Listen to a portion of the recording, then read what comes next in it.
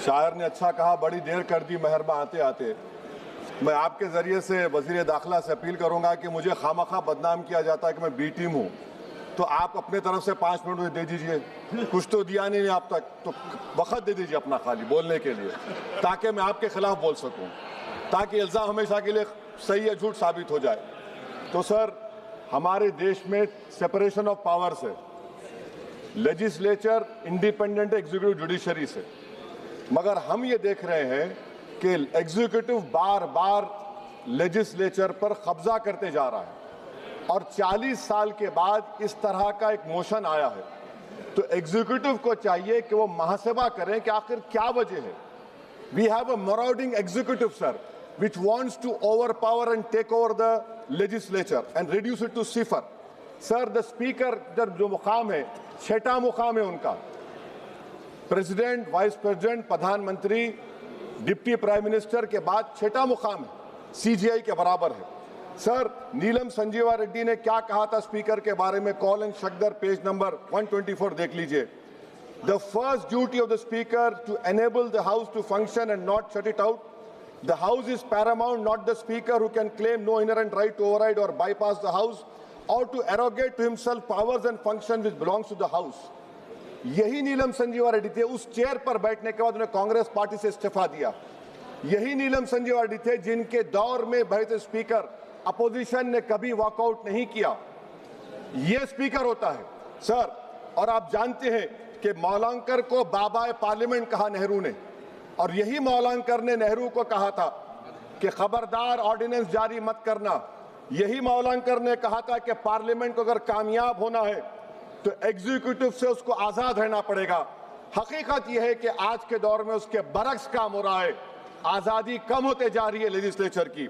नेहरू ने क्या कहा था मैं नहीं कहना चाह रहा लंबा चौड़ा। सोमनाथ चटर्जी ने इसी कुर्सी पर बैठकर सुप्रीम कोर्ट की नोटिस को नकारा और कहा कि सुप्रीम कोर्ट को कोई अख्तियार नहीं है लोकसभा के अंदरूनी प्रोसीडिंग में मदाखलत करने का। सोमनाथ ने कहा था आर्टिकल 105, 122। सर, यह बहुत से लोग नहीं जानते, 1962 में मरीराम बागरी एमपी थे हिसार के। कौन थे ये शख्स जिसको नेहरू ने कहा इज वेरी ट्रबलसम? कौन था मरीराम बागरी जिसको 7 दिन के लिए डिसरप्शन पर सस्पेंड कर दिया गया, 30 दिन के लिए स्पीकर ने बैन कर दिया।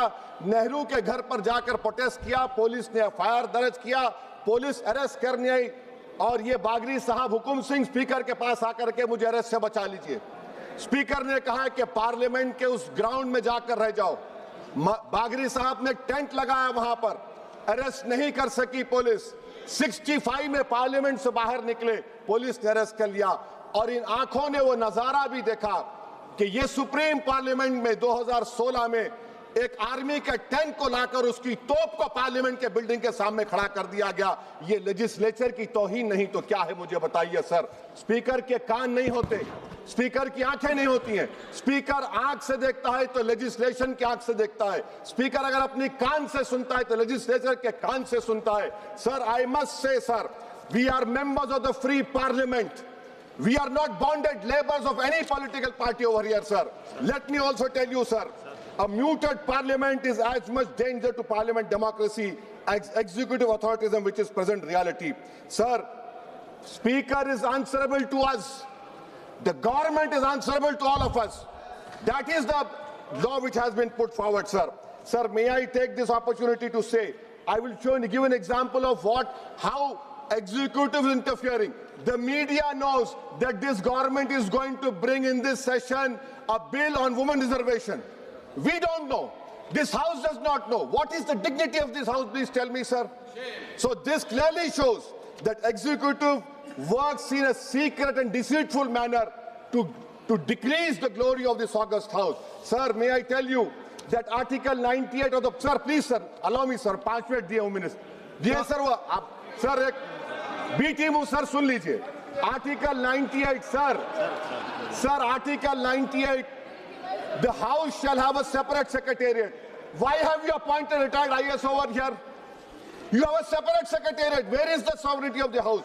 Sir, I have been a member of 2004 to 2024. I have never seen this house work for 70 days. Sir, Article 93 mandatory as deputy speaker बनाना. हम एक मोशन मूव करने वाले हैं कल. मैं चंद्रशेखर और राजकुमार रोड, पप्पू यादव आएंगे नहीं मालूम, ताकि बेनीवाल को डिप्टी स्पीकर बनाया जाए. सर, आप देखिए, executive feels happy with panel of chairmen. What is the panel of chairmen? It is a creation of speaker under Rule 9. And you don't have voting right also. What about it, sir? I'm concluding, sir. Sir, I'm concluding, please, sir. Sir, I'm concluding. Sir, इस ऐवान की बदबख्ती है, सुन तो लीजिए, sir. अरे दिल की तकलीफ बयान कर रहा हूँ, सुन तो लीजिए. सर, आप बुजुर्ग हैं. बुजुर्ग नहीं हैं. सुन तो इस ऐवान की तकलीफ ये है. इस ऐवान की तकलीफ है कि एनडीए में लीडर ऑफ द हाउस है, एनडीए के लीडर है, एलओपी है. सिर्फ अपने नैरो ब्लॉक के हम कहां जाएंगे, काले बस्ते में गिर जाएंगे. सुनिए सर, हमको नहीं पूछा गया साइन करते वक्त. एलओपी कहते अपोजिशन यूनिटी के नाम पे हम गुलाम बन जाएंगे क्या? नहीं बनेंगे गुलाम. वाइस प्रेसिडेंट का इलेक्शन आपने नहीं पूछा हमको. हमारे सीएम बोले तो अच्छा रखे, उनको हमने काम किया. तो इसी पर एक शायर ने कहा था एलओपी के ऊपर कि तेरी नजर में मेरी कदर कुछ भी नहीं, मेरी कदर इनसे पूछ जिन्हें हासिल नहीं हूं मैं. सर, मैं गांधी के इस सेइंग पर खत्म करता हूं कि if you are right, you know it, speak your mind.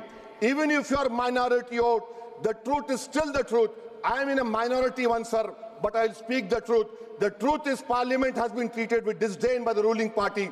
It has been treated with neglect by the opposition parties. And I conclude by saying that whatever is written in the Constitution is sacrosanct and sanctimonious. What I tried to raise the point of order exactly this. And my reservation to this motion of removal is that it doesn't address the malice. It only is attacking the symptom of the fountainhead, that executive. Motion is